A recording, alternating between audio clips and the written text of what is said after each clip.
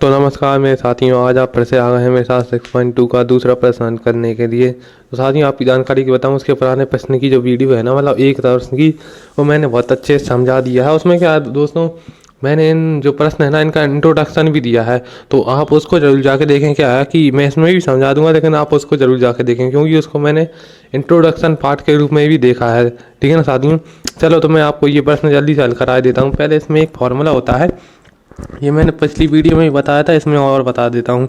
एक फार्मूला होता है n इंटू में n माइनस में 1 इंटू में n माइनस में 2 इंटू में n माइनस में 3। ये चलता ही जाता है दोस्तों। कहाँ तक चलता जाता है? जब तक कि n का मान 1 ना जाए। n का मान 1 आने से मतलब क्या है, मान के चलिए अपना n 3 है, तो 3 का मान 1 कब आएगा? जब उसमें से अपन 2 घटाएंगे, तो ये फॉर्मूला वहाँ तक जाएगा, मतलब n-2 तक जाएगा। ऐसे ही अगर 4 है, तो 4 का मान 1 कब आएगा? जब अपन उसमें से 3 घटाएंगे। तो इसी तरह n-3 आएगा। क्यों आएगा? ये फॉर्मूला बढ़ता चले जाएगा इस तरह से। मैं चलो एक काम करता हूँ, मैं आपको इसको फॉर्मूले के रूप में ही लिख के बताता हूँ। देखो, पहले तो अपना n था, तो n लिख दिया। n क्या है? 3 है, तो वो आ गया अपन n-1 और n-2। ये यहीं तक ही रहेगा। क्यों रहेगा? क्योंकि देखिए n का जो मान है ना, वो 1 आ गया। n का वहाँ तक लिखना है जहाँ तक n का मान 1 ना आ जाए। ठीक है ना साथियों, तो अपन क्या करते हैं, यहाँ पे लिख देते हैं ये 4 आया। अपन को इसमें बताना है कि 3 फैक्टोरियल प्लस में 4 फैक्टोरियल बराबर है 7 फैक्टोरियल के। क्या पूछा है?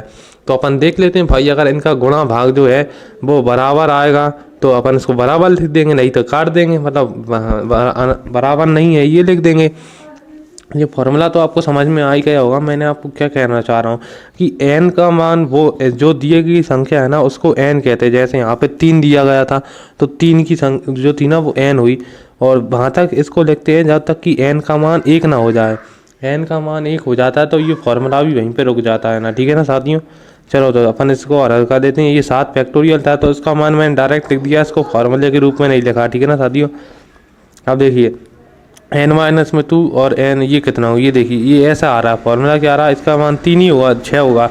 2 में नहीं 3, 6 3 दूनी 6, और उसमें 1 का गुणा करेंगे तो 1 ही रहेगा, तो ये 6 ही आ गया साथियों। प्लस में करते हैं, यहाँ पे कितना आ जाएगा, 4 चौके 12, 12 दूनी 24।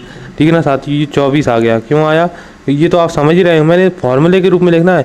जैसे 4 में से 1 घटाएंगे, उसको ब्रैकेट लगा के 3 लिख देंगे।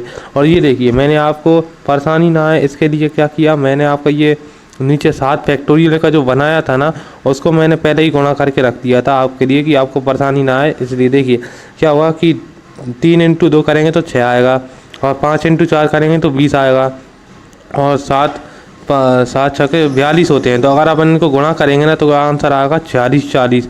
तो उम्मीद है साथियों। अब देखिए यहाँ पे लिख देते हैं, क्या है कि बराबर नहीं आ रहा। बराबर क्यों नहीं आ रहा? क्योंकि इधर आ रहा है सिर्फ 30 और इधर आ रहा है 40, मतलब 4640।